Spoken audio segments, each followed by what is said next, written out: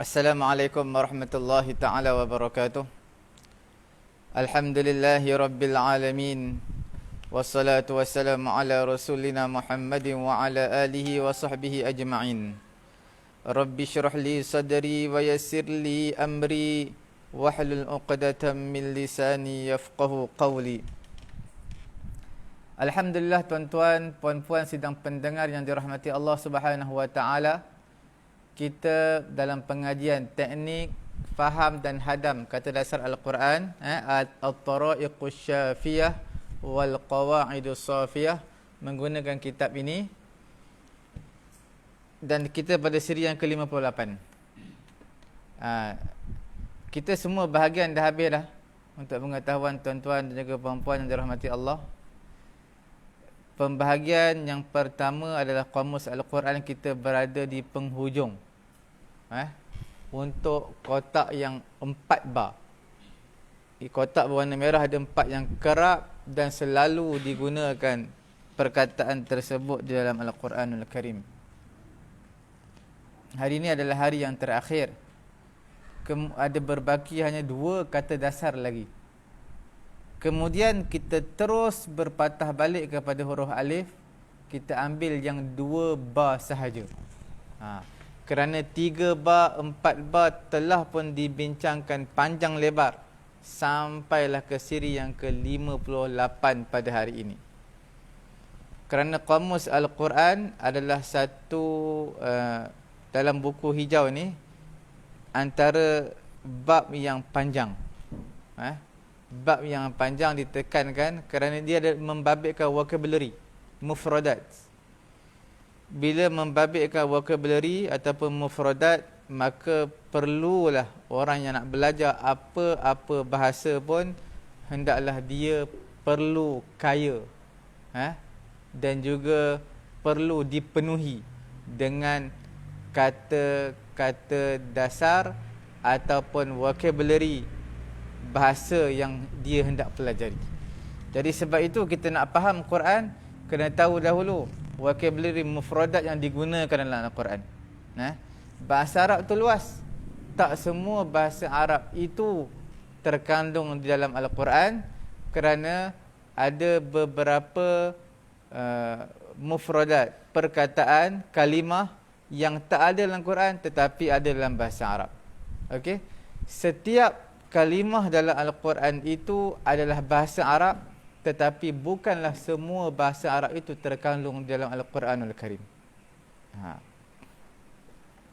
Jadi untuk pengetahuan tuan-tuan dan juga puan-puan yang dirahmati Allah Subhanahu wa taala, kita pada siri yang ke-58, hari ini adalah bab yang terakhir dalam Qamus Al-Quran untuk yang 4 kotak merah yang kerap dan selalu digunakan.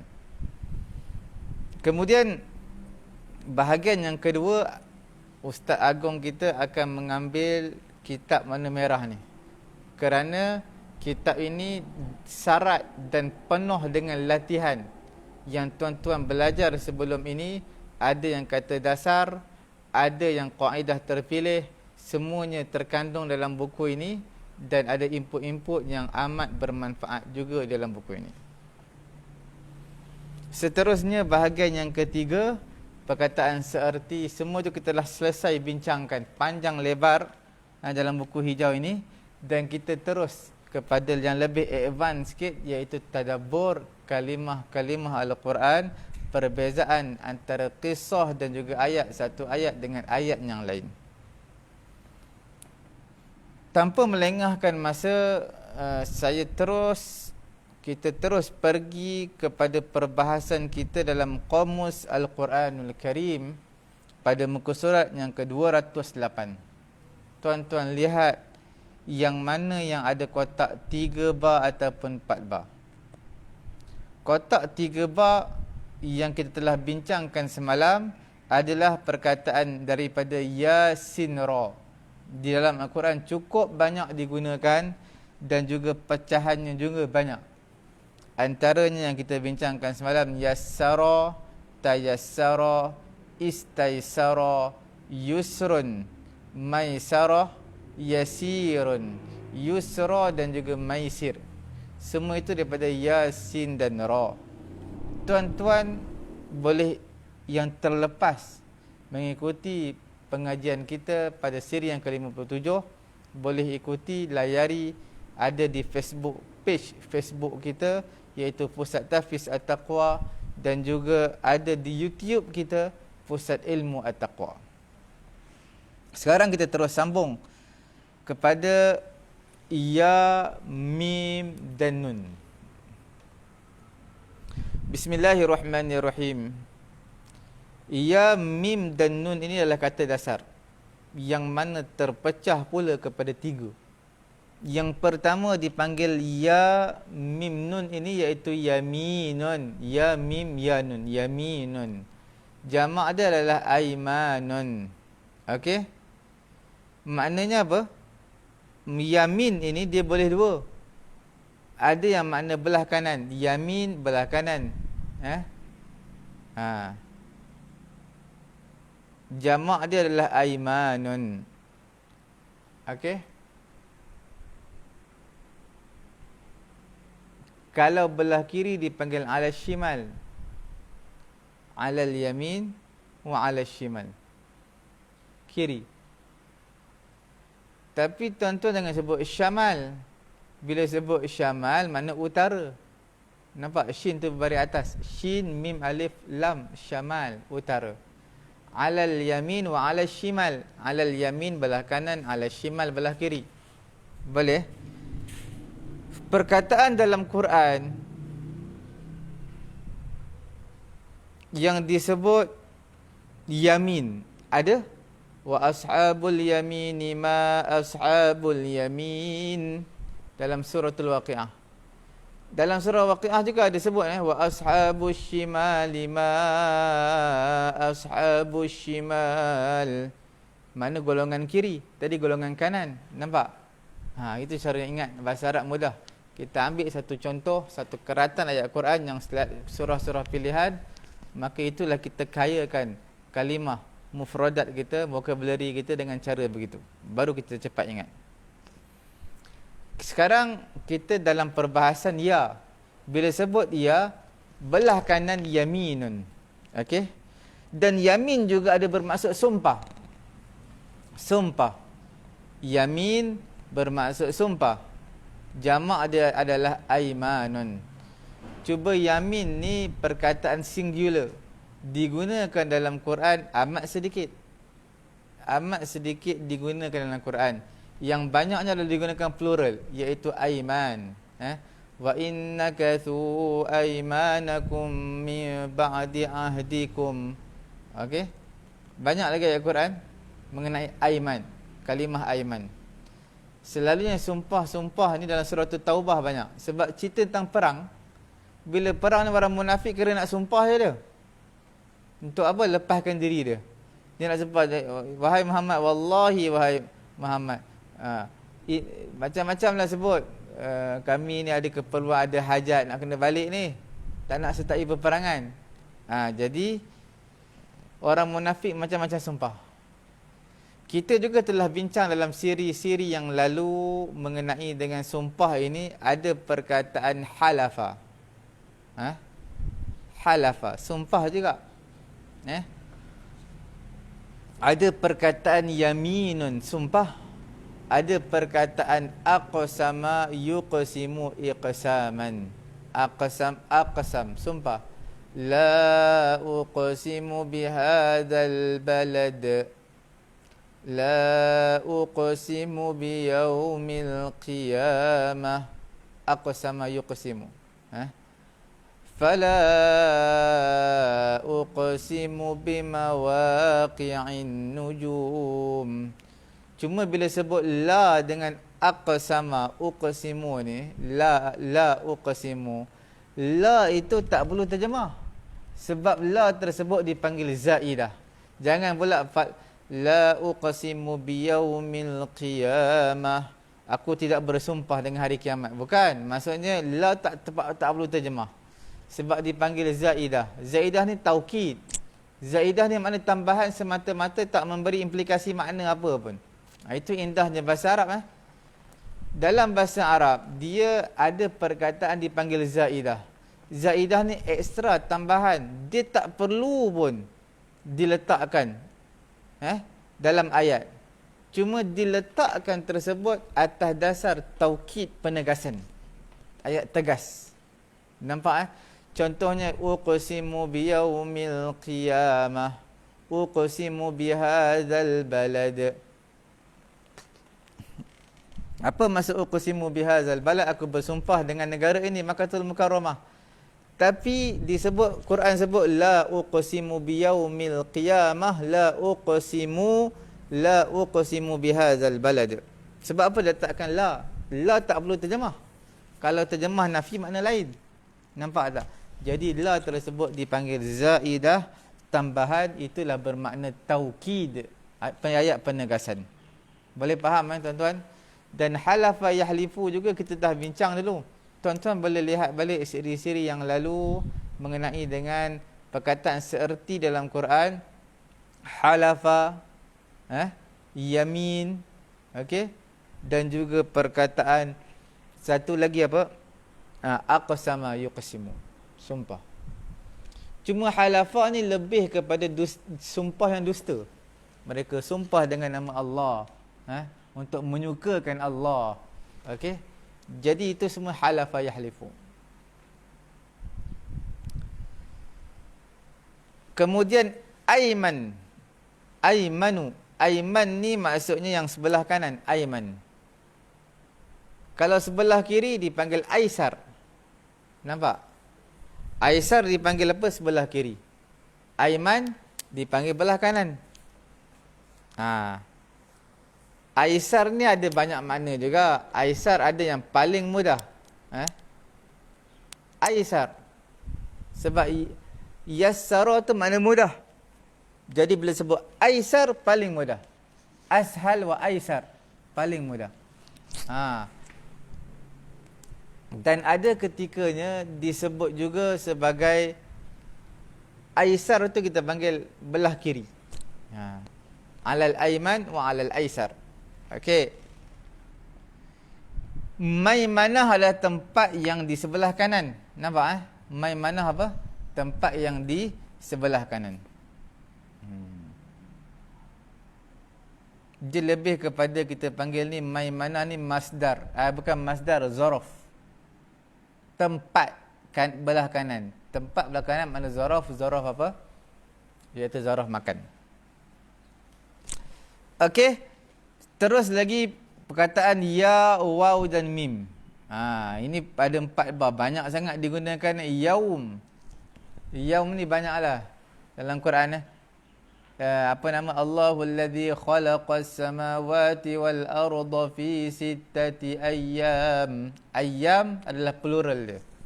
Mufrad dia adalah yaumun, makna hari. Kalau sebut al-yauma, iaitu tambah alif lam, iaitu pada hari ini. Al-yauma akmaltu lakum dinakum wa atmamtu alaikum ni'mati wa raditu lakumul islam dina. Nampak? Al-yaum makna pada hari ini. Alhamdulillah, bahagian yang kedua, iaitu bahagian Qamus Al-Quran, kita dah selesai. Itulah bahagian yang paling banyak dalam buku hijau ini, kerana dia adalah perkara yang penting. Sebab itu yang paling banyak. Bagaimana seseorang nak belajar satu bahasa yang mana dia tak tahu pun, dia tak pernah hafal pun perkataan bahasa bangsa tersebut. Tuan-tuan pergi ke Jepun, nak cakap Jepun macam mana? Mufradat, vocabulary satu pun tak ada. Tuan-tuan belajar pun tak ada makna juga. Belajar mesti kena hafal beberapa vocabulary. Begitulah juga bahasa Arab ini. Tuan-tuan nak belajarlah grammar hebat macam mana pun, tapi vocabulary tak ada, langsung kosong. Tuan-tuan takkan boleh kuasai bahasa dengan baik. Jadi kerana itu kita bincangkan dalam buku ini lebih daripada separuh mengenai dengan Qamus Al-Quran, bermula pada muka surat 66 dan berakhir pada muka surat 208, 209. Jadi maknanya lebih kurang apa? Lebih kurang 100 setengah muka surat mengenai dengan Qamus Al-Quran. Sebab apa? Sebab dia bukanlah perkara yang biasa-biasa, tapi perkara yang sangat-sangat penting. Alhamdulillah, kita telah khatam Kamus Al-Quran, perkataan yang kerap dan selalu digunakan daripada 3 bar ataupun 4 bar. Maksud 3 kotak merah ataupun 4 kotak merah. Kita akan buat pusingan yang kedua pada hari ini insya-Allah mengenai dengan huruf Hamzah. Dipanggil huruf alif. Bahasa Melayu kita, orang Melayu kita kata huruf alif. Sebenarnya bukan alif. Alif adalah tidak ada hamzah di atasnya. Dan alif adalah huruf yang tidak boleh menerima baris. Okey? Bila tuan-tuan lihat ada huruf alif yang boleh menerima baris, maka dia bukan dipanggil alif tapi dipanggil hamzah, dan diletakkan hamzah di atas alif kalau dia baris atas atau baris depan. Kalau baris bawah, diletakkan hamzah di belah bawah. Boleh tuan-tuan? Diletakkan hamzah di belah bawah. Jadi penyebutan ini adalah satu perkara yang penting tuan-tuan perbetulkan. Bukan huruf alif tetapi huruf hamzah. Sebab hamzah ini ada 2. Satu dipanggil hamzah qat'i. Satu lagi dipanggil hamzah al-wasal. Hamzah al-qata', hamzah al-wasal. Okey. Hamzatul qata'. Apa dia? Huruf alif yang ada hamzah. Tak kira lah hamzah di atas ataupun hamzah di bawah. Itu dipanggil hamzah qata', iaitu dia boleh menerima baris atas, baris bawah. Yang kedua hamzatul wasal. Hamzatul wasal tak boleh menerima baris dan dia tak ada huruf hamzah pun di atas ataupun di bawah alif.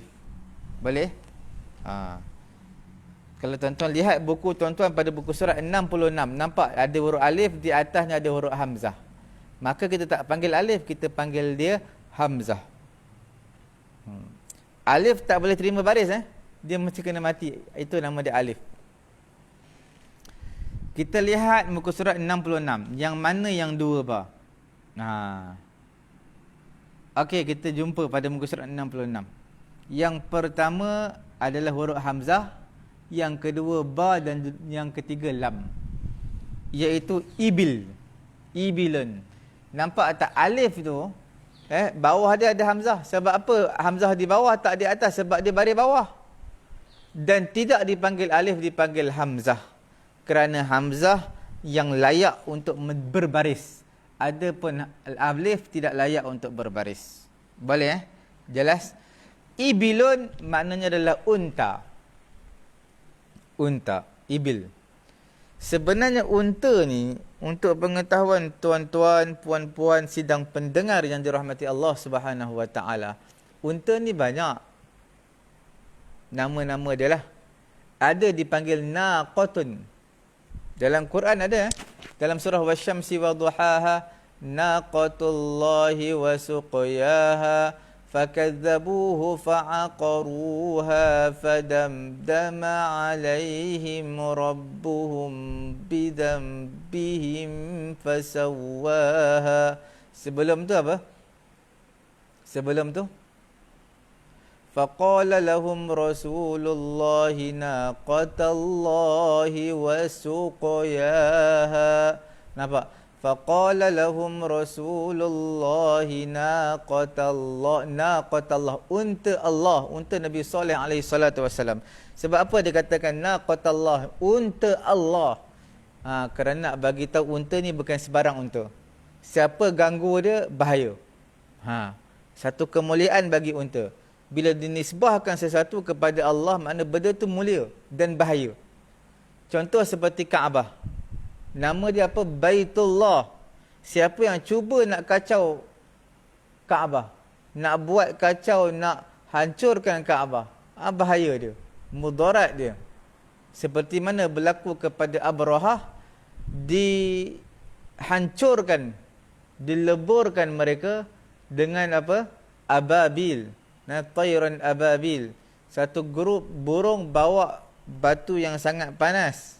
Daripada api neraka kecil je batu tadi, kena atas kepala, tembus dekat dubur.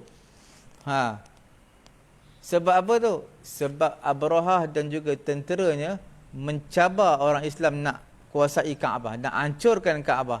Kerana Abrahah pun buat Kaabah, tapi Kaabah tak ada orang datang. Tak ada orang ziarah.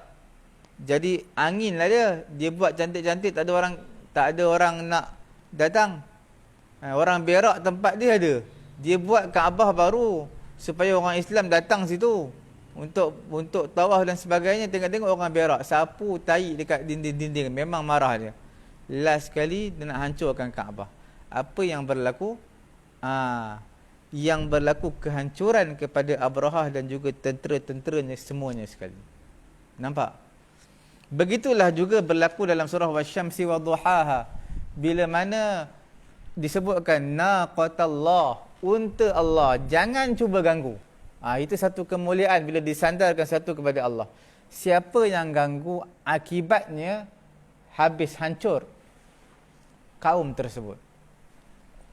Itulah yang berlaku kepada kaum soleh. Mereka ni tak tahan lah. Sebab apa? Asalnya mereka juga yang minta yang bukan-bukan. Daripada bukit keluar unta, keluar betul.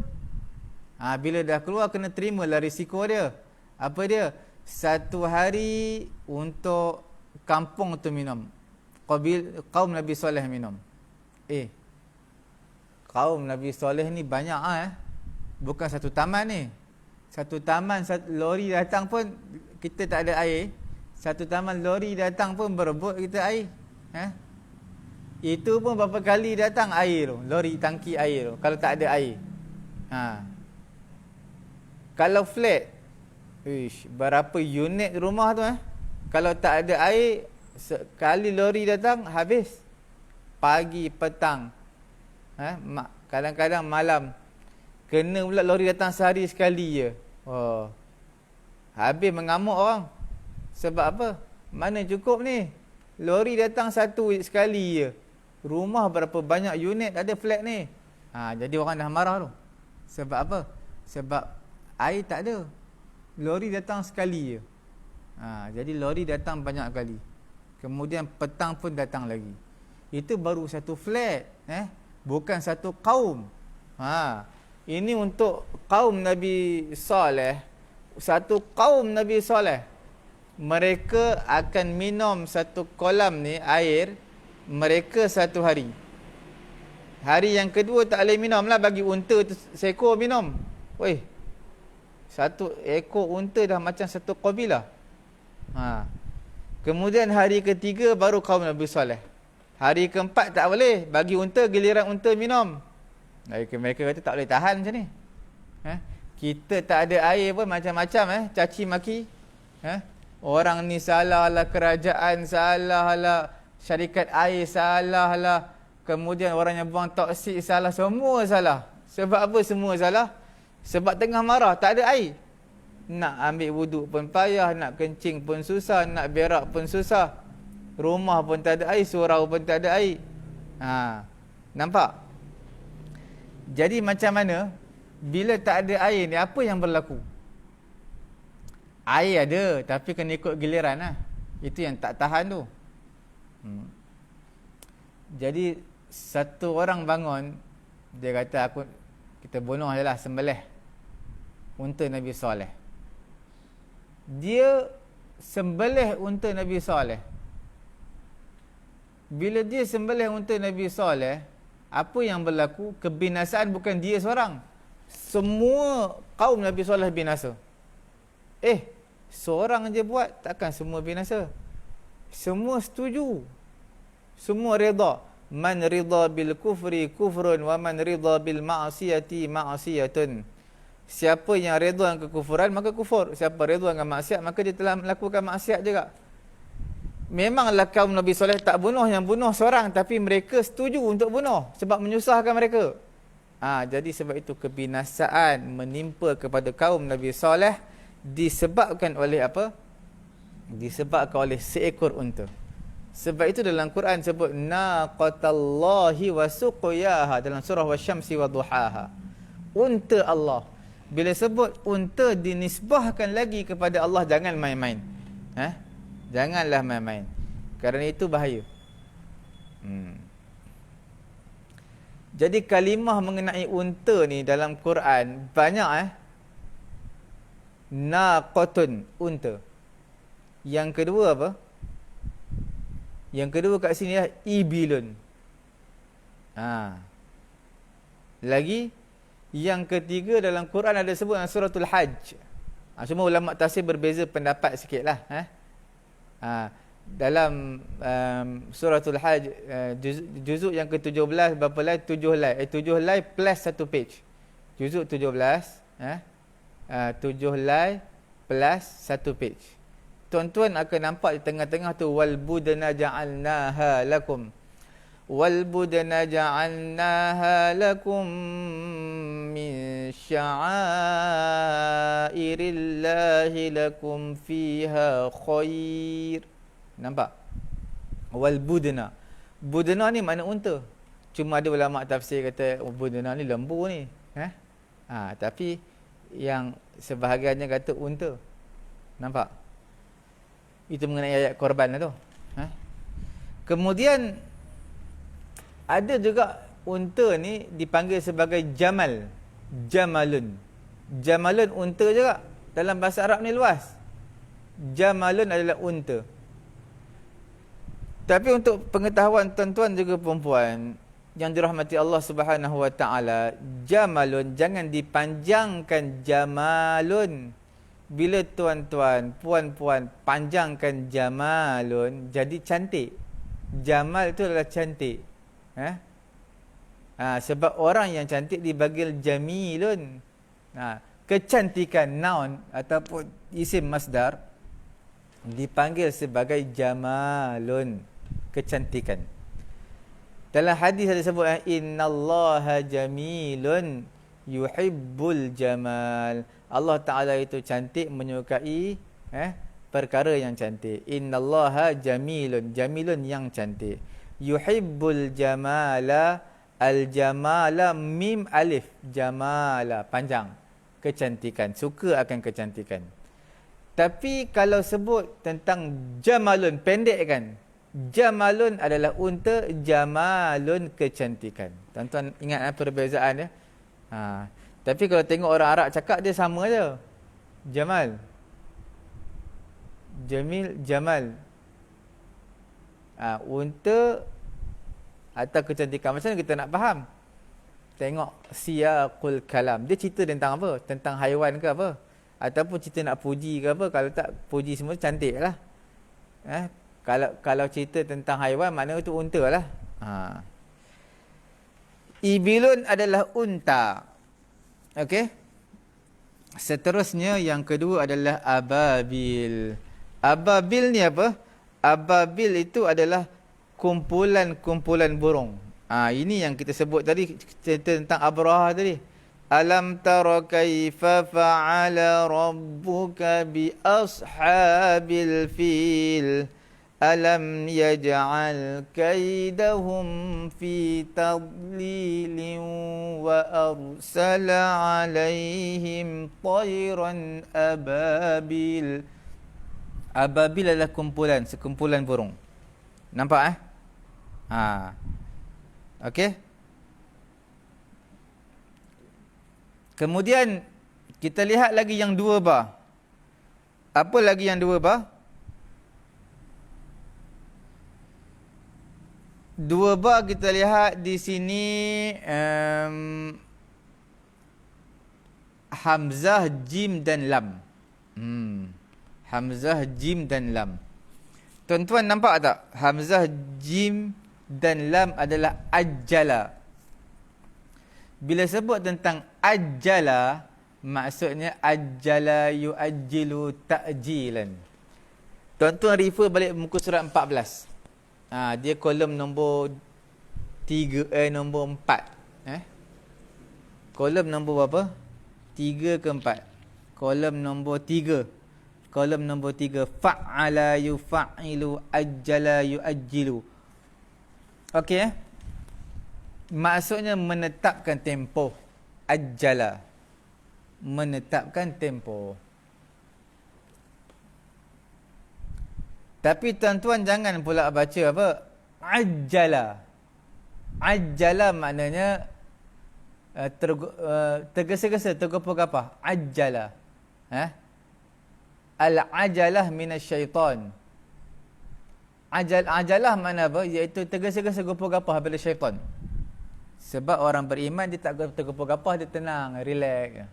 Tapi jangan terlampau tenang sangat. Tenang sangat dalam pengajian khutbah boleh bawa pada tidur. Tapi kalau tenang sangat dalam pekerjaan, lembab. Sebab apa? Tak siap-siap kerja ni, buat tenang. Tak boleh Maksud tenang ni tak tahu gapa-gapa. Kerja semua siap, cepat, cekap. Itu baru dipanggil sebagai ajjala kita panggil ajjala, itu makna tergapa-gapa. Kalau ajjala, menetapkan tempoh. Okey? Ataupun satu makna yang lain, ajjala yuajjilu, ta'jil. Ta'jil ni makna apa? Kita panggil satu tempoh yang akan datang tau. Dia kita panggil ada ajilah dan ajilah. Tuan-tuan nampak ajilan wa ajilan. Ajilan ni makna la ni. La ni sekarang. Ajilan, benda yang akan datang. Akan datang.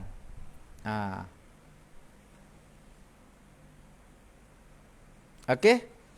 Kemudian yang kedua dipanggil ajalun. Apa maksud ajalun? Ajal tu bahasa Melayu pun ajal juga. Maksud tempoh masa lah. Tempoh kamu hidup sampai kat dunia ni. Walikulli ummatin ajal. Bagi setiap umat itu ada ajal, tempoh masa dia, expired dia. Roti pun ada expired, makanan ada expired, orang pun ada expired. Dah sampai tempoh dia, matilah. Tumbuh-tumbuhan pun ada, semua ada tempoh. Tak ada yang kekal melainkan Allah Subhanahu Wa Taala.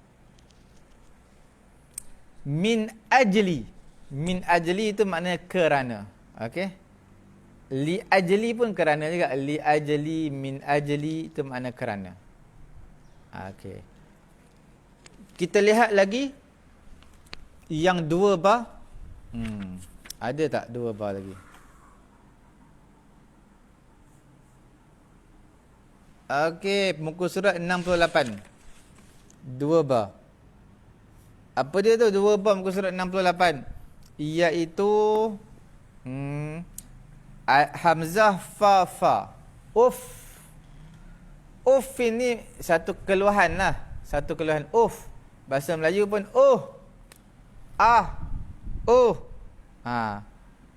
maknanya untuk menyatakan keluhan. Dia buat juga tapi berserta dengan keluh. Macam orang nak bagi sedekah, kadang-kadang dia bagi je tapi mulut dia bising.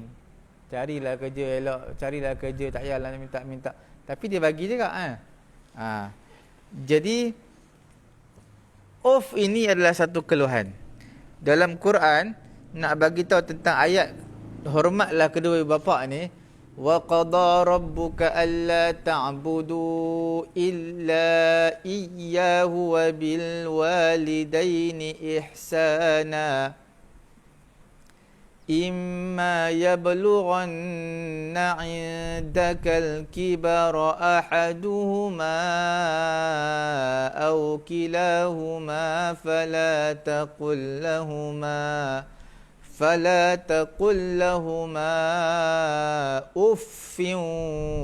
uff. Jangan kata kepada kedua ibu bapa kamu, jangan kata uff. Wala tanharuhuma, jangan kamu herdik mereka berdua. Fala taqul lahuma uffin wala tanharuhuma wa qul lahuma qawlan karima. Katalah kepada kedua ibu bapa perkataan yang karim, perkataan yang baik-baik saja.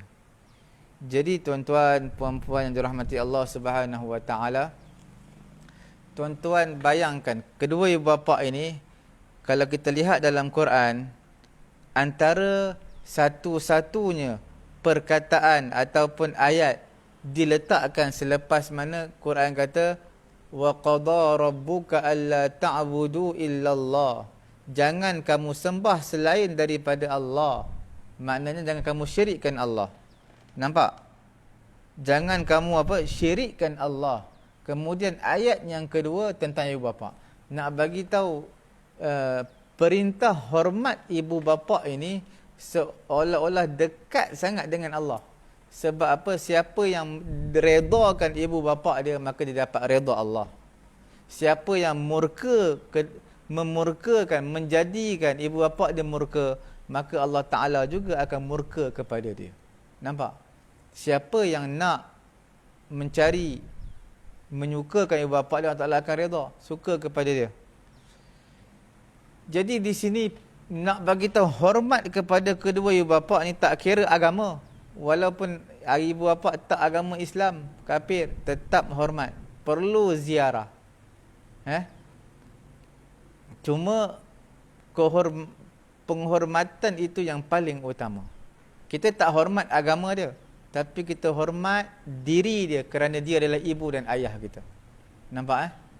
Walaupun ibu ayah kita kafir, tak Islam, tak perlu agama Islam, tetapi harus diingat mereka adalah title sebagai ibu dan ayah. Tanpa ibu dan ayah, siapalah kita? Tidak akan lahir kita di kehidupan dunia.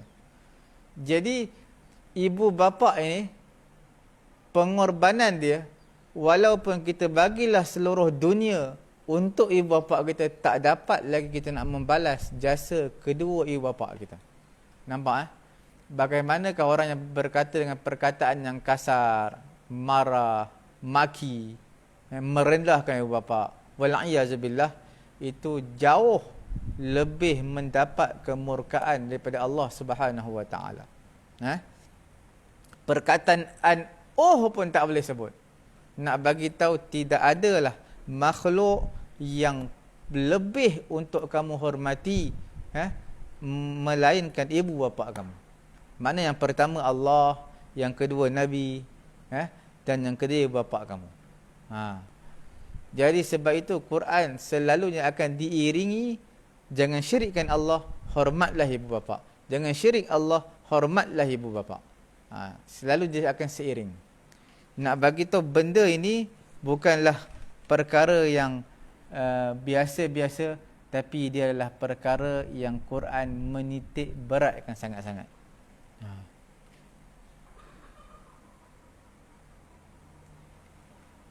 Kemudian kita terus lagi pergi kepada yang dua ba.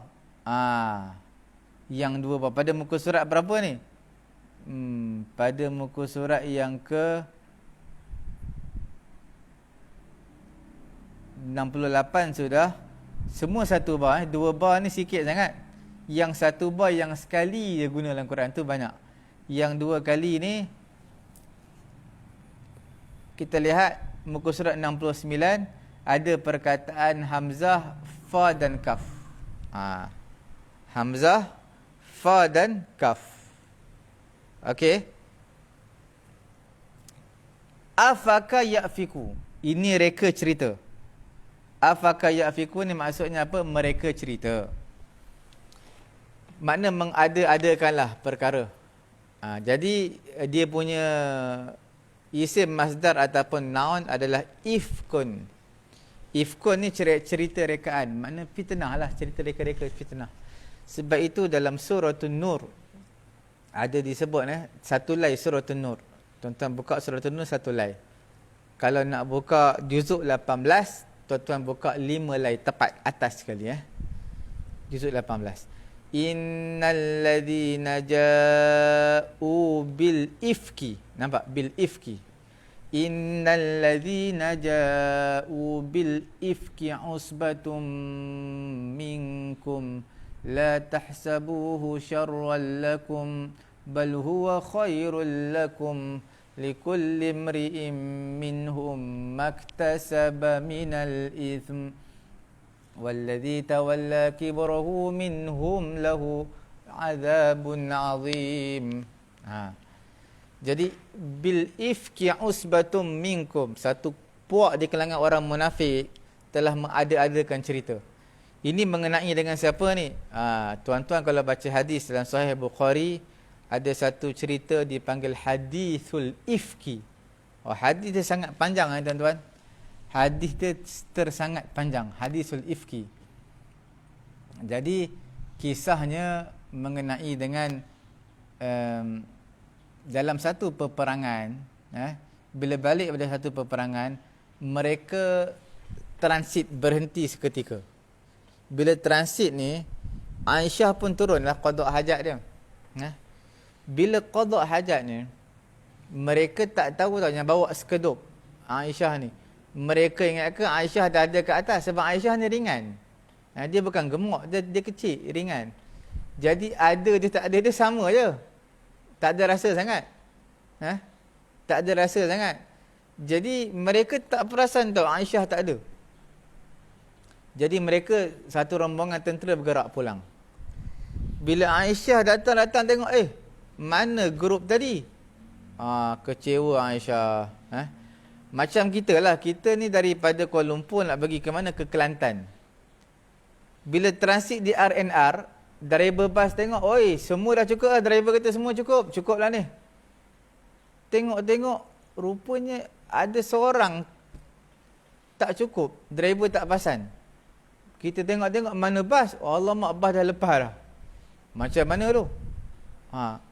Kalau kita berada di situasi Aisyah, kita sendiri tak tahu nak buat apa. Tapi zaman kita ada handset, telefon lah. Tapi tak boleh lah telefon driver bas. Kita tak ada nombor telefon driver bas tu. Telefon syarikat bas ke, telefon adik-beradik kita ke yang kat kawasan dekat-dekat situ. Okey. Kemudian kita komen lah, komplain. Driver bas tak check dulu ke orang sebelum gerak? Okey, itu sifat manusia je, sentiasa nak cari kesalahan je lah.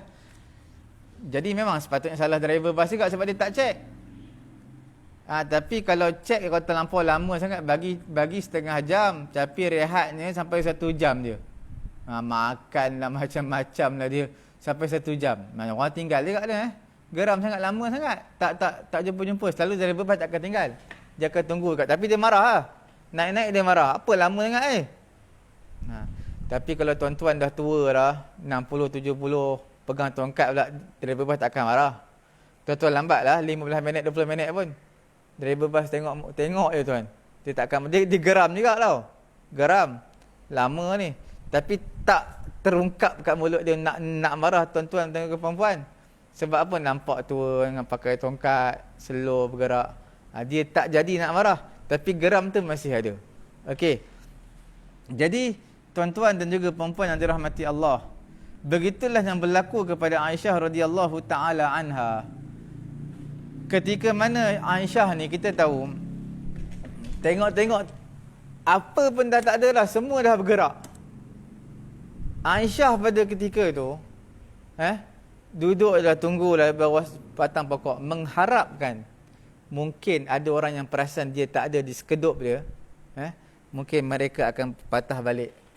Dia mengharapkan begitulah. Kita pun kalau tertinggal bas, kalau kita ada handset okey lagi. Handset pula tinggal dalam bas. Dompet pun tinggal dalam bas. Apa pun tak ada. Agak-agak macam mana jadi tuan-tuan? Tuan-tuan cadang nak turun sekejap je, 10 minit. Tiba-tiba jadi lama. Tengok poket cukup-cukup RM10, beli dah makanan sikit, lapik perut semua. Tengok nak naik bas tinggal kita. Dekat RNR tu. RNR ni kalau bas dah bergerak, kalau dia perasan pun nak patah balik pun lambat juga, lama juga nak U-turn balik tu. Sebab highway terus je. Jadi begitulah yang berlaku kepada Aisyah. Jadi cuba tuan-tuan bayangkan kalau kita lah, ini zaman dulu tau, padang pasir tau. Kita ni ada juga orang di RNR tu. Kita nampak orang baik sikit, kita kata, tuan boleh tak pinjam handset sekejap, saya nak telefon ni makcik saya ke apa ke. Itu kalau kita ingat nombor makcik kita. Tapi sekarang ni, zaman yang kepada ketika itu tak ada teknologi apa pun, dan tak tahu pun apa yang berlaku, macam mana tuan-tuan boleh fikirkan. Jadi pada ketika itu datanglah seorang lelaki yang namanya adalah Safwan bin Mu'attal. Safwan bin Mu'attal. Safwan bin Mu'attal ni, dia ni memang antara yang terakhir lah. Selalunya rombongan-rombongan dia yang paling akhir. Sebab ada satu kisah mengenai Safwan bin Mu'attal ni. Dia sahabat Nabi lah. Dia ni memang terkemudian. Sama ada terkemudian dia disebabkan semua jemaah tentera dah bergerak. Dia tak bergerak lagi, dia akan bergerak kemudian. Dia akan tengok apa tentera yang tertinggal, barang-barang tertinggal, dia akan kutip. Ada sampah-sampah ke apa yang tentera tinggalkan, dia akan buang. Ada orang yang tertinggal, dia akan ambil orang tu, akan bawa. Okey. Jadi itu tugas jelas Safwan bin Mu'attal. Dan dia juga sebenarnya, kalau kita baca dalam kitab-kitab, Safwan bin Mu'attal ni, dia antara satu kabilah, satu bangsa yang payah nak bangun pagi tau. Payah nak bangun pagi, dan pagi dia akan bangun dengan sebab matahari terbit. Boleh Sebab ada sebahagian orang, dia tak boleh nak bangun. Tuan-tuan kejut lah, subuh, tak bangun dia. Letaklah jam loceng sebelah dia pun. Jeritlah, dia tak bangun. Tapi kalau waktu pagi dah panas, matahari dah naik, baru dia bangun. Tak payah kejut pun tak apa. Ada jenis orang macam tu. Tapi kalau tuan-tuan ambil simbah satu baldi kat dia, mungkin dia bangun lah. Satu baldi, simbah dia, mungkin dia bangun. Tapi dia geram lah, dia marah. Jadi, nak bagi tahunya, Safwan bin Mu'attal ni, dia nampak ada satu kelibat tau. Dia ingat ke apa dia? Rupanya Aisyah. Dia pun tuntun lah Aisyah. Tuntun. Tuntun Bukan dia naik tunggang sekali Aisyah. Tak. Dia suruh Aisyah naik tunggangan, dia tuntun dekat depan, dia tarik balik. Jadi bila nak sampai Madinah ni, orang-orang munafik pun tengok, tu isteri Nabi tu, Aisyah ni, bersama dengan Safwan bin Mu'attal.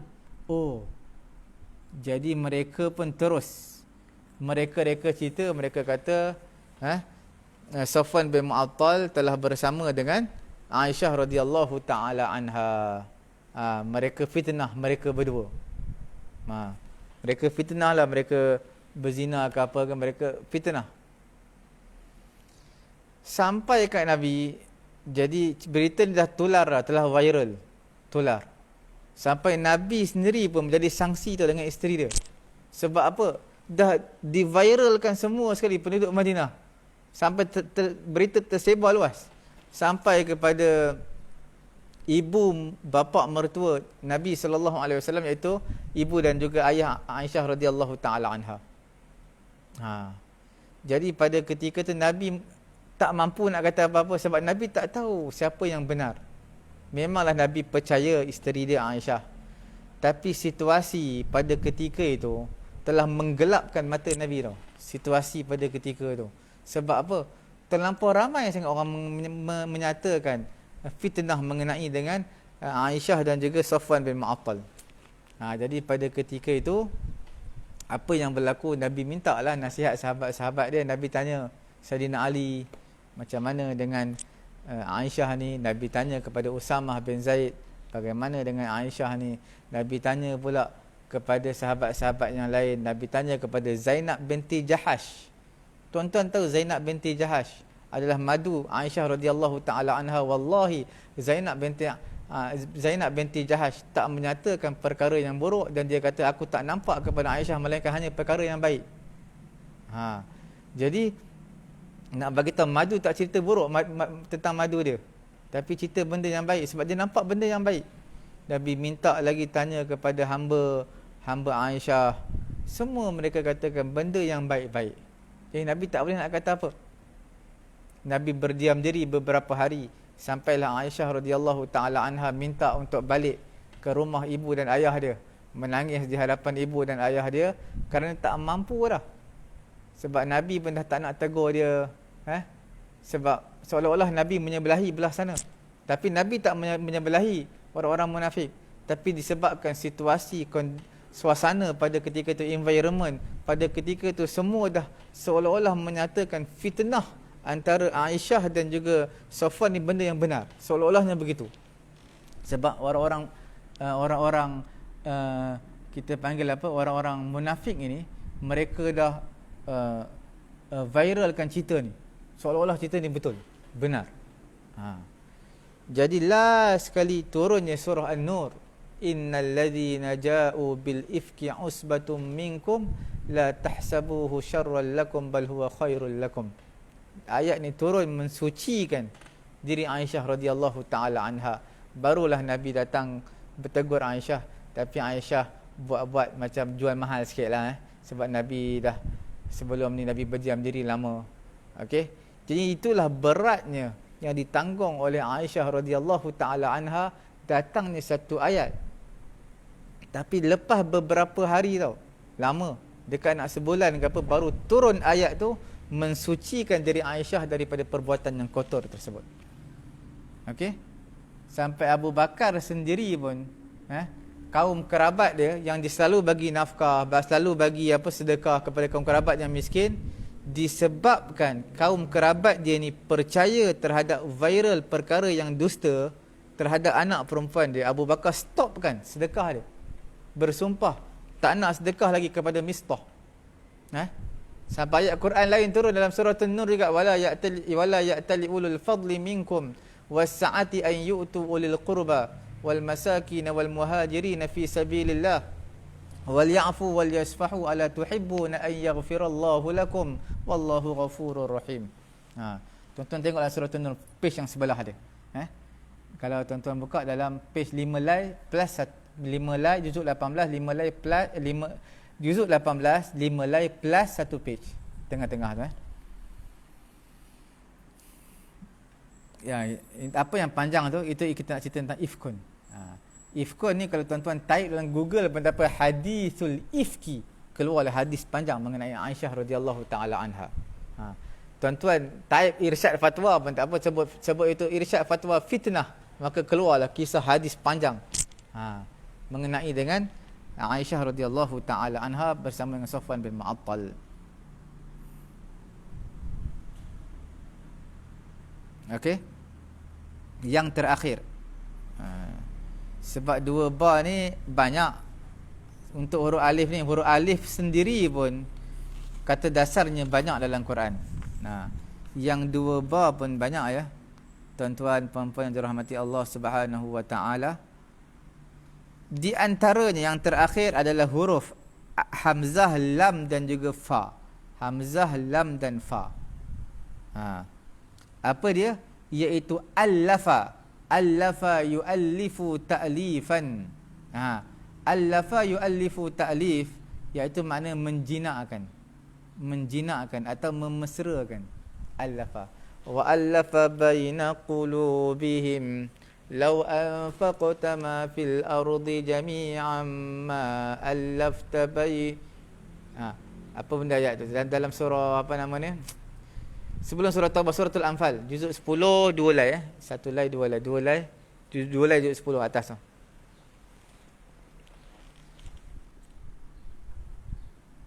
Okey. Apa ayat dia tadi?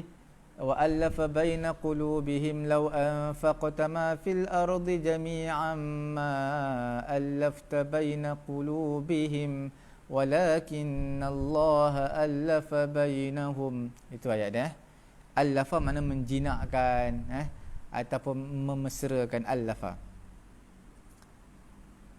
Tapi kalau allafa juga dalam bahasa Arab yang luas ada juga maknanya apa? Kita panggil bukan allafa, kita panggil alafa, iaitu apa nama, menulis, mengarang. Sebab tu siapa muallif? Muallif. Siapa muallif? Daripada apa? Daripada allafa juga tu. Allafa yu'allifu ta'lifan. Ta'lif adalah karangan. Contohnya tuan-tuan buat satu buku buat satu buku, tuan-tuan tulis bawah tu muallif, pengarang buku ini adalah nama sekian-sekian, muallif. Muallif daripada allafa yu'allifu ta'lifan, muallifun wa muallafun. Nampak? Muallif. Ta'lif adalah karangan. Karangan ataupun penulisan, ta'lif. Daripada allafa, makna mengarang. Itu dalam bahasa Arab yang luas lah. Allafa yu'allifu ta'lif. Kemudian ilaf.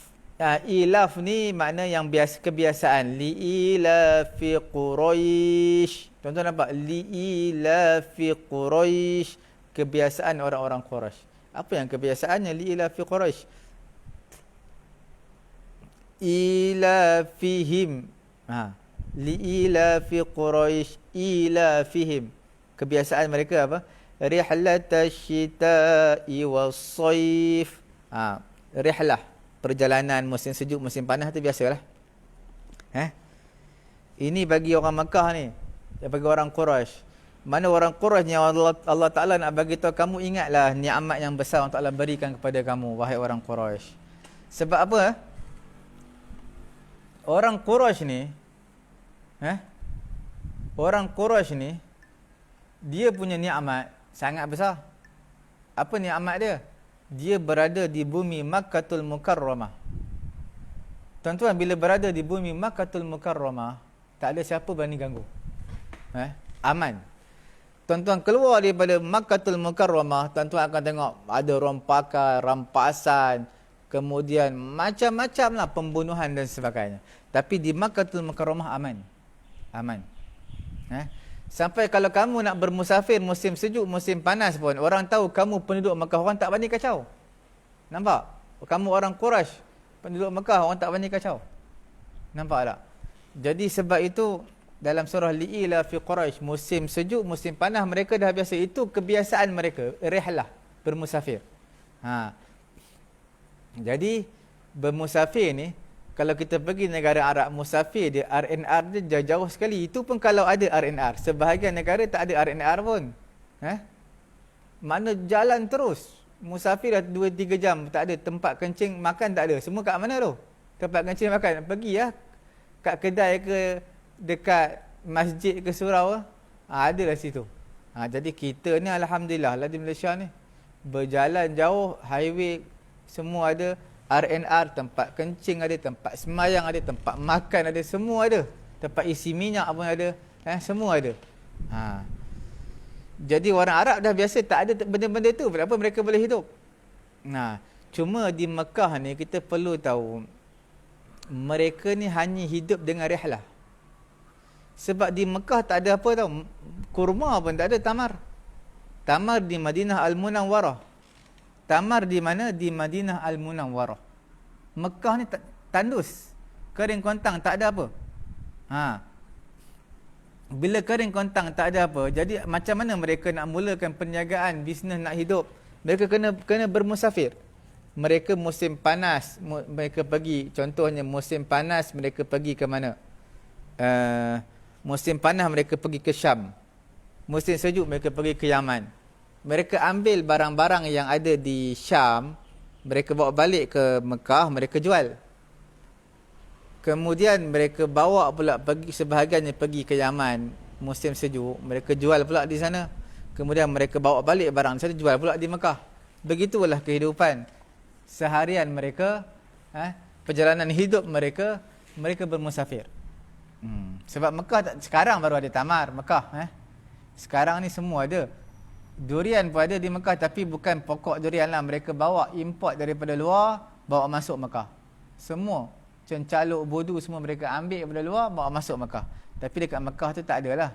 Memang tak ada buah-buahan, durian, anggur semua tak ada lah. Cuma daripada luar datang. Sebab tu Quran kata apa? Wa idh qala Ibrahim rabbi ja'al hadha baladan aminan warzuq ahlahu minats thamarat. Nampak? Warzuq ahlahu minats thamarat. Berilah rezeki kepada penduduk Mekah ni daripada pelbagai jenis buah-buahan. Semua jenis buah ada. Okey? Surah apa yang sebut tentang tu? Tu tadi surah ni, surah Al-Isra. Al-Isra juzuk 15, satu line plus satu page di tengah-tengah. Tuan-tuan lihat di situ. Okey. Kemudian seterusnya alfun. Jamak dia adalah alaf.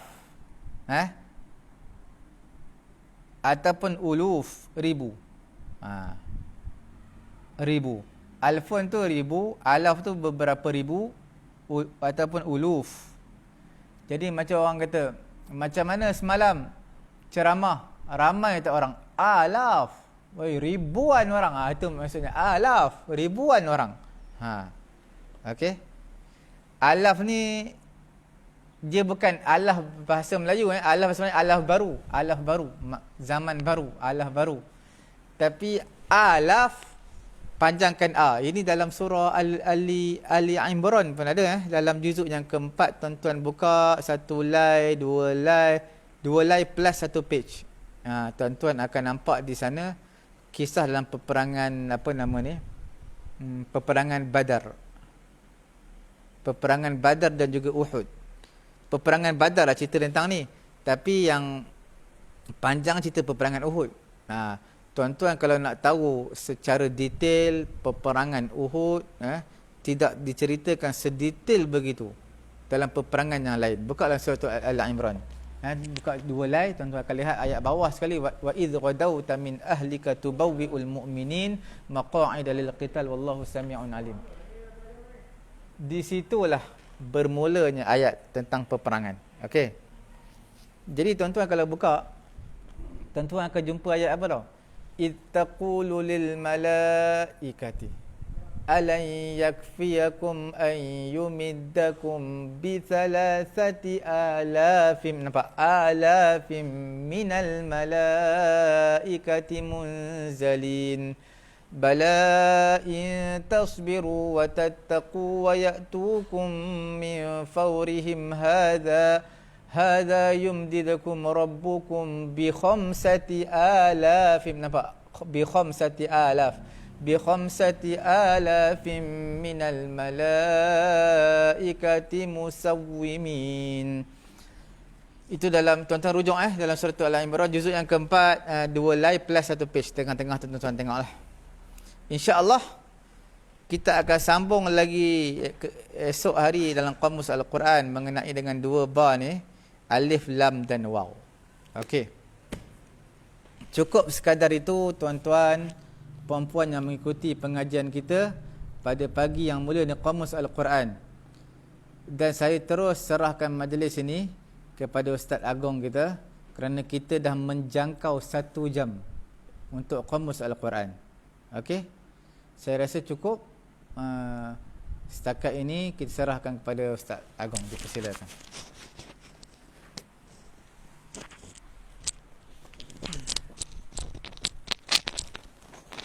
Bismillahirrahmanirrahim. Assalamualaikum warahmatullahi wabarakatuh. Alhamdulillah wassalatu wassalamu ala Rasulillah la nabiyya ba'da amma ba'. Rabbi shrah li sadri wa yassir li amri wahlul 'uqdatam min lisani yafqahu qawli. Alhamdulillah kita sudah mendengarkan penjelasan daripada Ustaz Farid mengenai kamus kata dasar Al-Quran. InsyaAllah kita akan sambung lagi latihan kaedah kata dasar bahasa Al-Quran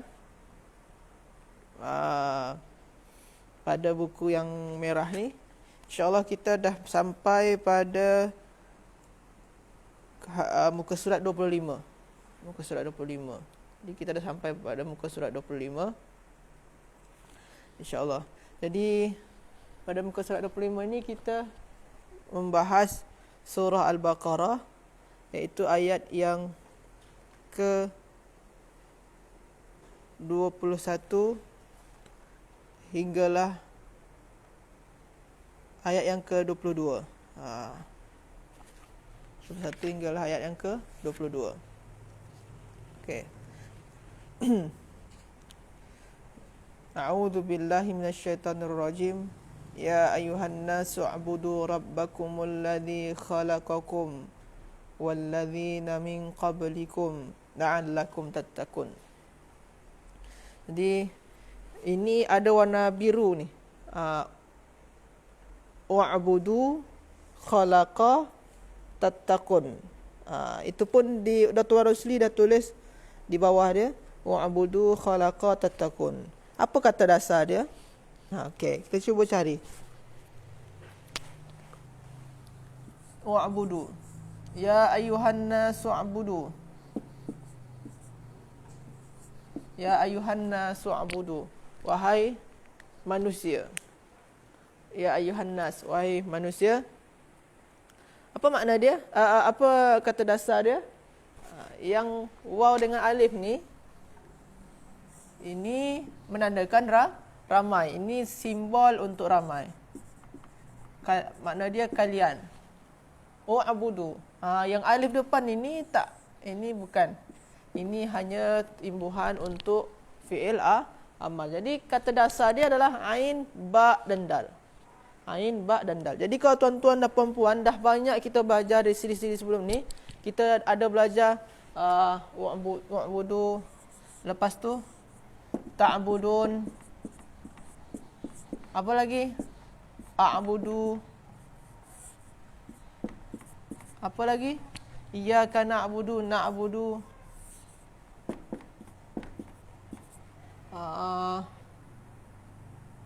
La a'budu ma ta'budun, na'budu. La ta'budu.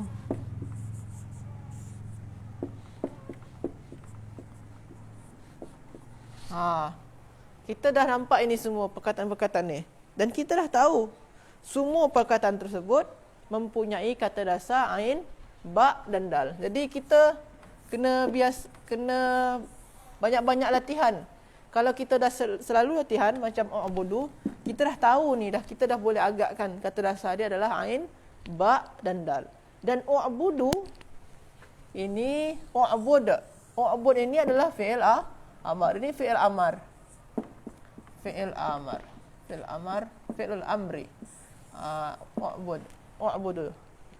Abada ya'budu. Abada ya'budu. Jadi ya'budu, ni fi'il mudhari', ni fi'il mudhari', ni fi'il mudhari'. Ni fi'il mudhari'.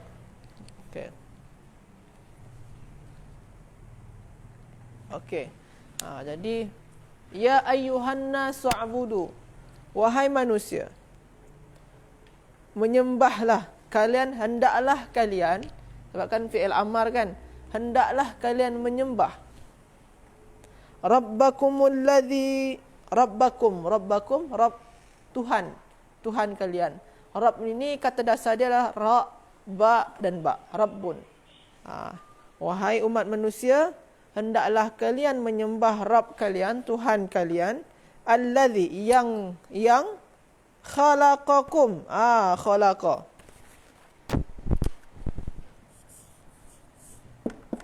Khalaqa. Khalaqa ni dah 3 huruf dah. Khalaqa 3 huruf. Maknanya kata dasar dia adalah kha, lam dan qaf. Kita tengok sini jawapan dia ada tak kha, lam dan qaf ni ada. Ni. Ini kata dasar dia. Kalau yang u'budu tadi, ain, ba dan dal, ni dia jawapannya. Boleh tuan-tuan macam ni gariskan dia jawapan dia. Jadi khalaqa maknanya, kalau tuan-tuan dan puan-puan cek dalam kamus kata dasar, dia bermaknakan menciptakan. Ya ayuhan nasu a'budu, wahai manusia, wahai umat manusia, menyembah, hendaklah kalian menyembah Tuhan kalian yang khalaqa. Khalaqa ni maknanya, ini kan fi'il madi. Jadi fi'il madi itu telah, yang telah menciptakan kalian. Sebab tu kalau tuan-tuan dan puan-puan, khaliq, sang khaliq. Jadi khaliq itu kan daripada khalaqa juga tu.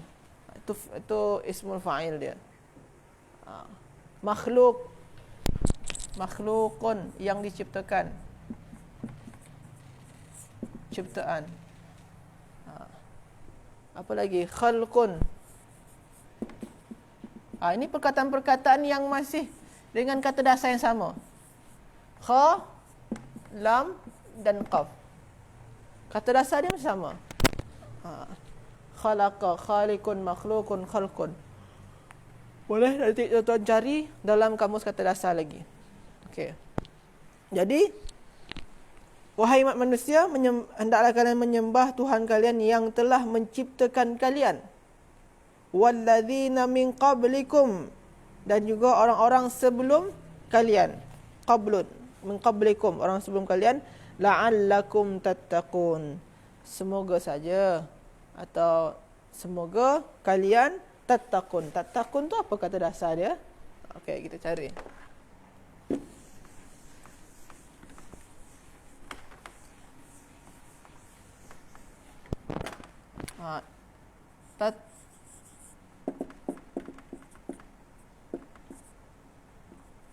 Tattaquna. Apa kata dasar dia? Kita padam yang waw nun. Jadi dia macam mana? Tattaqu. Tattaqu.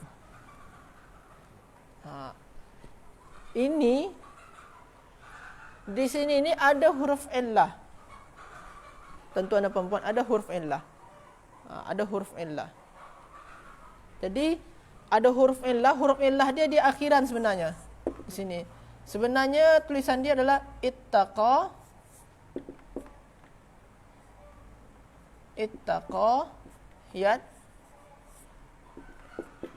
yattaqi. Ittaqa yattaqi. Tapi yang fi'il mudhari' dia ditambahkan dengan waw dan nun. Waw dan nun. Sebab tu jadi kalau ya ni kan ya berjumpa dengan waw dan nun. Maka ya ni dihilangkan. Dihilangkan. Lalu yang baris bawah ni dijadikan ke atas. Jadi yattaquna. Sebenarnya pakai ada huruf illah di sana, tuan-tuan dan puan-puan. Okey. Jadi kata dasar dia yang alif, ta, qaf dan ya. Kita cuba bagi wazan dia. Berarti wazan ni sebenarnya adalah ifta'ala. Ifta'ala. Macam ni wazan dia sebenarnya. Yang alif dengan alif, fa dengan ta, apa lagi?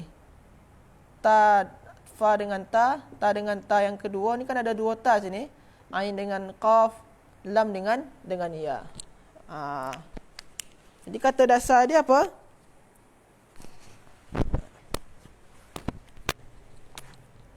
Sini alif dengan alif, fa dengan ta yang pertama, ta dengan ta yang kedua, ain dengan qaf, lam dengan ya. Jadi kalau kita terjumpa sini, kata dasar adalah ta, qa dan ya. Yang kalau kita cari ta, qaf dan ya, tak akan terjumpa di sini, tuan-tuan dan puan-puan. Tak ada kan sini, tak akan terjumpa. Tak ada terjumpa di sini. Ta, qaf dan ya. Tapi cara ini dah betul. Cuma di sini sebenarnya, tuan-tuan dan puan-puan, asal dia ittaqa ni sebenarnya taqa. Jadi kalau di sini ni waw yang di awalan ni sebabkan selepas dia ada ta, yang waw ni dipadamkan, jadi diubah jadi ta dia. Jadi ittaqa. Asal dia sebenarnya macam tu. Cuma jarang-jaranglah yang terjumpa macam ni. Jadi kalau kita terjumpa perkataan ittaqa selepas ni, ittaqa yattaqi, kita dah tahu kata dasar adalah waw. Jadi yang ta ini bukan ta, kata dasar dia adalah waw. Jadi kata dasar dia adalah waw, qaf dan ya. Kenapa? Sebabkan waw ini dah diubah menjadi ta pada hukum dia pada kaedah dia pada kaedah i'lal. Jadi pada kaedah i'lal tu ada huruf illah tu yang diubah jadi huruf-huruf yang lain. Itu boleh nanti dibelajar lebih dalam lagi pada ilmu tasrif pada kaedah i'lal. Jadi tattaqun makna dia bertakwa. Kalau tuan-tuan dan puan-puan cari dalam kamus kata dasar, maka makna dia lah bertakwa. Jadi ya ayuhan nasu abudu rabbakumul ladzi khalaqakum. Wahai manusia, hendaklah kalian menyembah Tuhan yang telah Rabb kalian, yang telah menciptakan kalian dan orang-orang sebelum kalian, agar kalian bertakwa. Okey, terus allazi ja'ala, allazi yang ja'ala menjadikan. Ja'ala ni 3 huruf je. Ja, ain, lam. Itulah kata dasar dia. Ja'ala kan 3 huruf je. Senang je kalau kita jumpa fi'il madi macam ni, khalaqa, ja'ala, itulah kata dasar dia. Ja, ain dan lam. Ada sini ni, paling bawah. Yang tadi khalaqa, tu'abada, dah terjumpa waqaya, dah ada. Jadi ja'ala ni senang, menjadikan. Allazi ja'ala, iaitunya yang menjadikan lakumul arda, bagi kalian al-arda, bumi, firasha, firash ni permadani, hamparan. Was-samaa'a binaa'a, dan langit sebagai tiang. Bina ni bangunan sebenarnya. Ada tiang. Wa anzala minas sama', dan menurunkan. Wa anzala. Anzala ni dah pernah juga kita bincang sebenarnya. Anzala. Ini wazan dia adalah af'ala. Jadi kalau terjumpa anzala, apa lagi yang serupa dengan ni? Anzala. Apa lagi ya? Anzala. Apa lagi ya? Fi'il yang sama kan? Anzala. Asrafa, akrama. Akrama. Lepas tu musrifin, asrafa. Kalau ada terjumpa inna la yuhibbul musrifin, Ustaz. Inna Allah la yusrif asrafa. Itu ada asrafa. Apa lagi? Ini semua sama ni. Mempunyai wazan af'ala. Anzala, akrama, asrafa. Afsada, mufsidin. La tufsidu fil ard. Afsada. Aslaha, muslihin. Ni banyak ni semua ni. Ini af'ala ni. Kata selalunya bentuk dia ada muf'ilun. Selalunya yang ada dalam Al-Quran tu ada juga dalam bentuk ismul fa'il dia, muf'ilun. Kalau sini munzilun, mukrimun, musrifun, mufsidun, muslihun. Jadi kalau tuan-tuan dan puan-puan dah terjumpa patterns dia, wazan dia macam ni, senang lagi nak cari kata dasar. Jadi anzala ni, apa kata dasar dia? Cari yang fa, ain dan lam, yang sejajar dengan fa, ain dan lam, itu nun, zai, lam. Nun, zai dan lam. Kita pun dah belajar sebenarnya. Wa anzala minas sama'. Tadi Allah yang menciptakan kamu dan orang sebelum kamu, kemudian menjadikan bagi kamu bumi sebagai hamparan dan langit sebagai tiang. Wa anzala, dan menurunkan minas sama', dari langit, ma'an, air, fa akhraja bihi. Akhraja sama juga bentuk dia. Akhraja. Akhraja. Sama bentuk dia, af'ala. Akhraja, anzala, akrama, asrafa, afsada, aslaha. Sama. Jadi akhraja tu kata dasar dia apa? Cari yang sejajar dengan fa, ain dan lam. Kha, ain dia ra, lam dia jim. Berarti kha, ra, ja. Maka terjumpa tu. Apa makna dia? Mengeluarkan. Fa akhraja bihi minas samarat. Kemudian mengeluarkan dengannya, dengan air tersebut tu, minas samarat, mengeluarkan buah-buahan. Jadi menghasilkan dengan adanya air hujan tadi tu, bumi jadi apa? Jadi berbuah. Boleh menghasilkan tumbuh-tumbuhan, buah-buahan. Rizqan lakum, sebagai rezeki bagi kalian. Fala taj'alu, maka janganlah kalian taj'alu.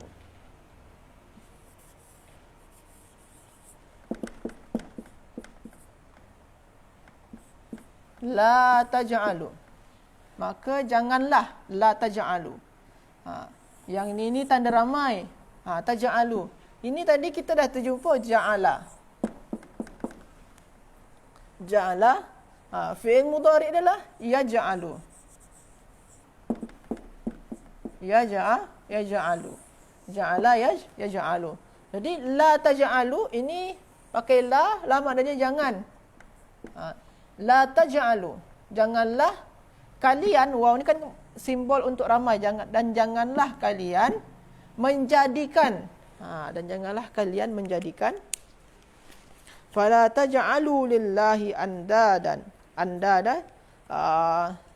sekutu, wa antum ta'lamun, dan kalian ta'lamun.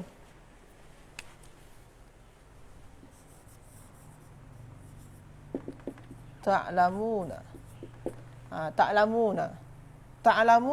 waw ni tanda ramai, ta ni tanda fi'il mudhari'. Ini asalnya adalah alima ya'lamu. Ini fi'il dia, fi'il madhi dan fi'il mudhari' dia, alima ya'lamu. Kalau kita dah padam yang waw nun ta ni, jadi kita dah tahu sebenarnya kata dasar dia adalah ain, lam dan mim. Kalau untuk fi'il madhi dan fi'il mudhari' dia ni alima ya'lamu. Alima ya'lamu maknanya dia mengetahui. Kalau kita cari dalam kamus kata dasar, cari dalam alima ya'lamu,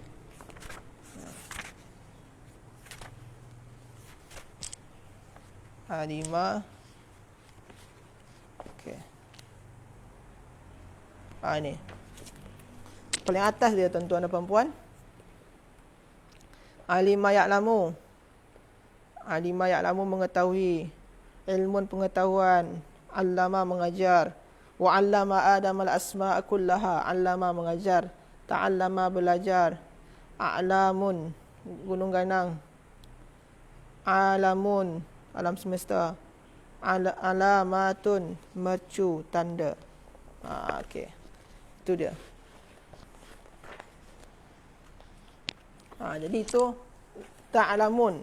Kata dasar dia adalah ain, lam dan mim. Kalau dah kita padam yang ni pun kita dah jumpa lah ain, lam dan mim. Cuma kita nak tahu fi'il madhi dan fi'il mudhari' dia apa? Fi'il madhi dia alima, fi'il mudhari' dia ya'lamu. Alima ya'lamu. Makna dia mengetahui. Jadi apa makna semua dia? Ya ayyuhannasu ubudu rabbakum. Wahai manusia, sembahlah, hendaklah kalian menyembah Tuhan kalian. Allazi khalaqakum, yang ia tadi Allah menciptakan kalian. Wallazina min qablikum, dan orang-orang sebelum kalian. La'allakum tattaqun, semoga agar kalian bertakwa. Allazi ja'ala lakumul arda firasha, iaitu yang menciptakan bagi kalian bumi sebagai hamparan. Wassamaa binaa, dan langit bagi tiang dia. Wa anzala minas sama', dan menurunkan daripada langit ma'an, air, fa akhraja bihi, maka ia mengeluarkan dengan air tadi itu, minas samarati rizqan lakum, mengeluarkan apa?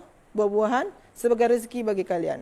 Fala taj'alu lillahi andada, maka janganlah kalian menjadikan bagi Allah sekutu. Wa antum ta'lamun, dan kalian mengetahui. Kalau kita tulis ini jawaban dia, u'budu, ini jawaban dia adalah ain ba'dal. Boleh tuan-tuan dan puan-puan baris ini.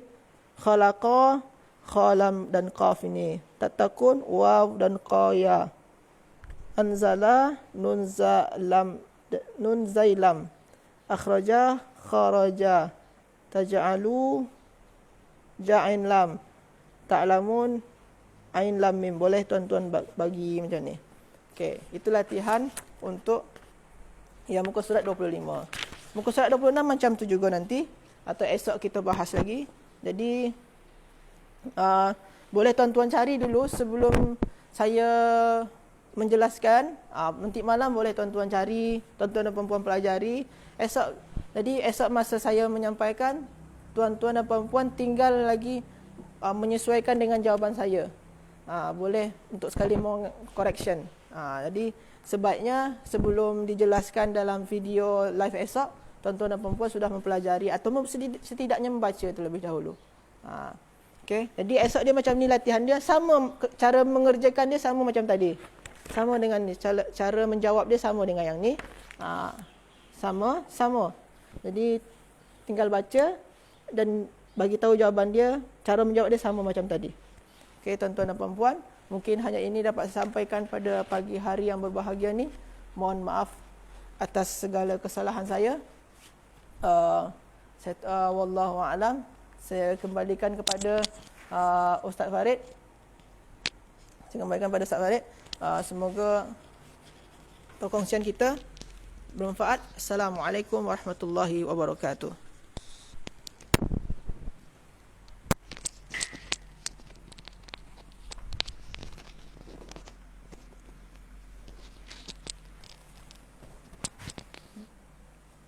Alhamdulillahi Rabbil Alamin. Wassalatu wassalamu ala rasulina Muhammadin wa ala alihi wa sahbihi ajma'in. Tuan-tuan, kita berada pada sesi yang ketiga seperti mana yang tuan-tuan sedia maklum. Semalam kita perhatikan pada juzuk yang ke-9 dalam suratul A'raf, ayat yang muka surat yang ke-171. Ayat ke-162. فَبَدَّلَ الَّذِينَ ظَلَمُوا مِنْهُمْ قَوْلًا غَيْرَ الَّذِي قِيلَ لَهُمْ فَأَرْسَلْنَا عَلَيْهِمْ رِجْزًا مِنَ السَّمَاءِ بِمَا كَانُوا يَظْلِمُونَ. Tuan-tuan refer pula juzuk yang pertama, muka surat yang ke-9. Tuan-tuan lihat di sana ada ayat ke-59, فَبَدَّلَ الَّذِينَ ظَلَمُوا قَوْلًا غَيْرَ الَّذِي قِيلَ لَهُمْ فَأَنزَلْنَا عَلَى الَّذِينَ ظَلَمُوا. Di sini فَأَرْسَلْنَا عَلَيْهِمْ, diletakkan alaihim. Di sini ulama menyatakan apa? Alaihim dalam suratul A'raf lebih umum dan juga hukumannya lebih menyeluruh. Sebabkan kita bagi tahu suratul A'raf ini menceritakan tentang apa? Tentang hukuman, seksaan terhadap kedegilan Bani Israel. Okey? Sebab tu diletakkan alaihim dalam suratul A'raf, dalam suratul Baqarah tidak diletakkan alaihim, diletakkan alal ladzina zalamu. Kemudian dalam suratul A'raf diletakkan fa arsalna alaihim, dalam suratul Baqarah diletakkan fa anzalna. Apa beza anzala dengan arsala? Kita dah bincangkan semalam. Arsala ini macam wa arsala alaihim tayran ababil. Makna azab hukuman tu lebih dahsyat, lebih teruk. Dia lebih menyeluruh. Okey? Kemudian kita lihat lagi dalam suratul Al-A'raf. Kita lihat apa? Kita lihat dalam suratul A'raf wa auhayna, dalam suratul A'raf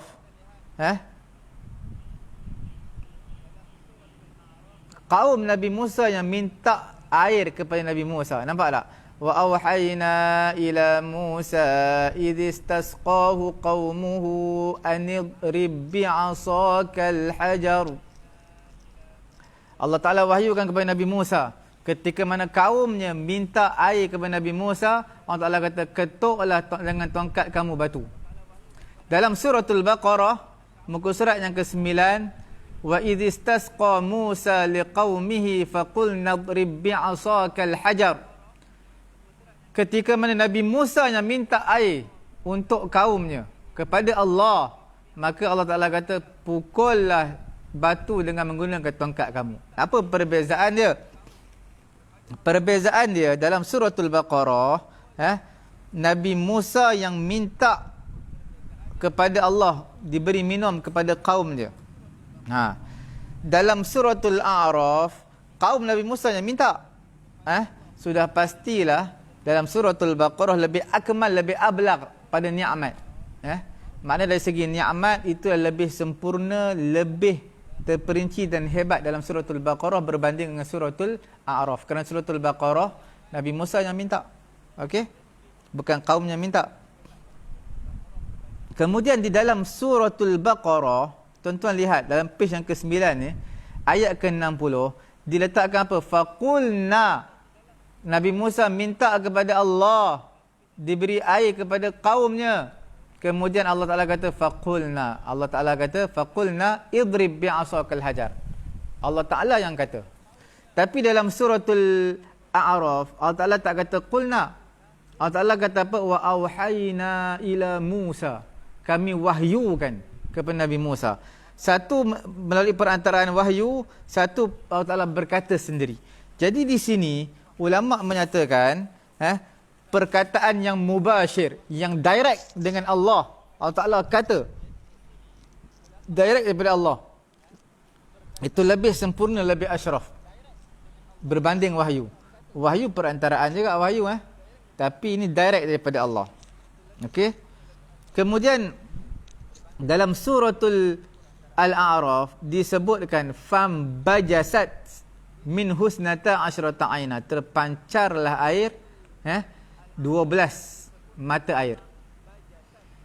Tetapi di dalam surah Al-Baqarah pada ayat yang ke-60 dikata fan fajarat, terpancar juga. Makna bahasa Melayu sama, terpancar 12 mata air.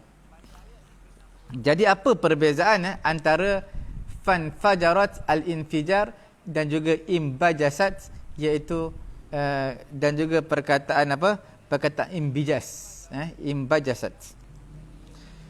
Untuk pengetahuan tuan-tuan dan juga puan-puan dirahmati Allah, dalam suratul Baqarah fan fajarat, infajar, terpancar banyak air. Kalau fam bajasat terpancar lebih sikit, air tu sikit.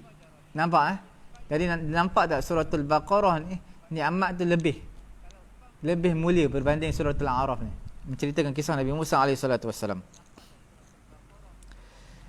Dari sudut yang pertama, sebab apa air tu banyak keluar, satu aspeknya kita sebut adalah yang pertama kerana Nabi Musa yang minta sendiri. Faham tak?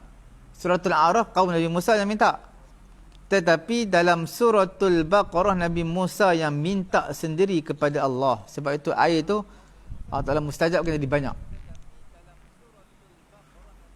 Kemudian dari aspek yang lain juga, surah Al-Baqarah Allah Ta'ala berkata sendiri faqulna idrib bi'asakal hajar. Dalam suratul A'raf Allah Ta'ala kata wa awhayna ila Musa, melalui perantaraan wahyu. Nampak?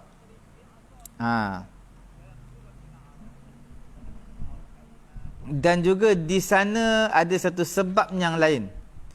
Infijar, fanfajarat, terpancar air yang banyak dalam surah Al-Baqarah. Okey. Kita lihat Allah Ta'ala kata dalam suratul Baqarah kulu washrabu. Nampak tak? Kulu dalam suratul Baqarah ayat ke berapa tu? Ayat ke-60 suratul Baqarah. Kulu washrabu min rizqillah. Makanlah, minumlah daripada rezeki Allah. Okey, makan dan minum.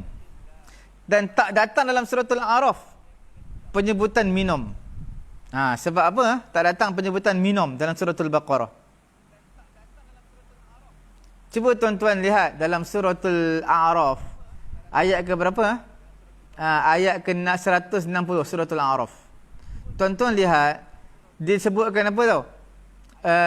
Di tengah-tengah tu qad alima kullu unasim mashrabahum wa dhallalna 'alaihimul ghamama wa anzalna 'alaihimul manna wassalwa kulu min thayyibati ma razaqnakum. Kulu, Quran tak kata kulu washrabu min tayyibati ma razaqnakum. Quran kata kulu min tayyibat, makan daripada perkara yang baik yang Allah Taala rezekikan kepada kamu. Nampak tak disebutkan kulu washrabu. Nak menunjukkan imbajasat dalam suratul A'raf. Ayat itu sikit, tak tersebutkan minum. Tapi dalam suratul Baqarah fanfajarat. Sebab itu sebut kulu washrabu. Ayat itu banyak. Nampak Kemudian kita lihat lagi,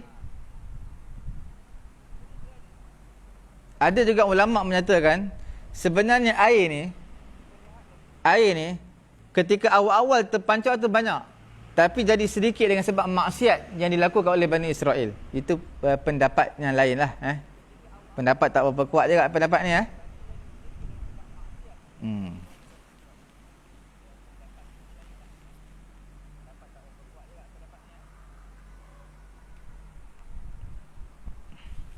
Jadi kita lihat kesimpulan dia dalam suratul Baqarah, cerita tentang nikmat-nikmat kepada Bani Israel. Kita bincang dulu dalam suratul Baqarah 3 lai. Ya Bani Israel adhkuru ni'mati allati an'amtu alaikum wa anni faddaltukum 'alal 'alamin. Okey, itu semua sesuai lah diletakkan perkara-perkara yang kita sebutkan tadi semata-mata apa? Untuk menceritakan nikmat. Berbeza dengan suratul A'raf. Okey? Kita lihat dalam suratul A'raf diletak akhir ayat 160, walakin kanu anfusahum yadhlimun. Bukan pada akhir ayat 162.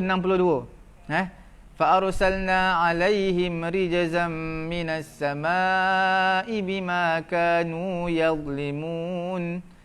Dalam suratul Baqarah diletakkan ayat apa dia? فَأَنزَلْنَا عَلَى الَّذِينَ ظَلَمُوا رِجْزًا مِنَ السَّمَاءِ بِمَا كَانُوا يَفْسُقُونَ. Surah Baqarah letak fasik, surah Al-A'raf letak zalim. Sebab apa ya? Sebabnya kefasikan ini tidaklah melazimi kepada perkara yang zalim. Orang yang fasik tak semestinya zalim, tetapi bila sebut zalim sudah pasti dia adalah fasik. Okey? Maknanya zalim lagi teruk lah. Pendek kata zalim lagi teruk daripada fasik. Cukuplah sekadar itu. Itulah kita panggil. Tuan-tuan perhatikan elok-elok. Kalau tuan-tuan tak sempat, mungkin saya laju. Tuan-tuan perhatikan satu persatu. Ulang balik, dengar balik, ulang. Satu persatu. Kisah Nabi Musa ni, ayat dia sama. Surah Baqarah, suratul A'raf. Suratul Baqarah, ayat ke-85, 58, 59, 60. Dengan suratul A'raf, ayat 160, 161, 162. Ayat lebih kurang sama. Itu perbezaan yang kita kupaskan pada hari ini. Cukup sekadar itu, tuan-tuan, puan-puan yang dirahmati Allah. Saya memohon maaf sebagai moderator sekiranya ada kesilapan. Saya dan juga ustaz yang lain, saya mewakili mereka untuk sekiranya ada kekurangan, terkasar bahasa, tersilap dalam penyampaian. Dan tuan-tuan yang masih tak dapatkan lagi buku ni, sila dapatkan dan boleh layari page Facebook kami, Pusat Tahfiz At-Taqwa, dan juga layari YouTube kami, Pusat Ilmu At-Taqwa. Semua ada siri nombor 1 sampailah sekarang ni. Dan di sana juga ada pelajaran ilmu Nahu dan juga Sorof. Di sana juga ada mengenai fiqh, pengajian semayang daripada awal sampai ke akhir. Tuan-tuan boleh ikuti. Kalau tuan-tuan sebelum tidur, puan-puan yang nak masak, nak di rumah, sementara tak ada apa, boleh pasangkan, dengarkan apa yang disampaikan pengajian pada hari ini. Dan jangan lupa tekankan butang share untuk sama-sama ramai berkongsi istifadah, manfaat yang kita dapat pengajian pada hari ini, supaya ramai lagi mendapat manfaat daripada kalam Allah, daripada kitab Allah Subhanahu Wa Taala. Mudah-mudahan pengajian kita ini dirahmati Allah dan mendapat barakat daripada Allah Subhanahu Wa Taala. Cukup sekadar itu. Subhanallahumma wa bihamdih, Subhanakallahumma wa bihamdika asyhadu an la ilaha illa anta astaghfiruka wa atubu ilaik.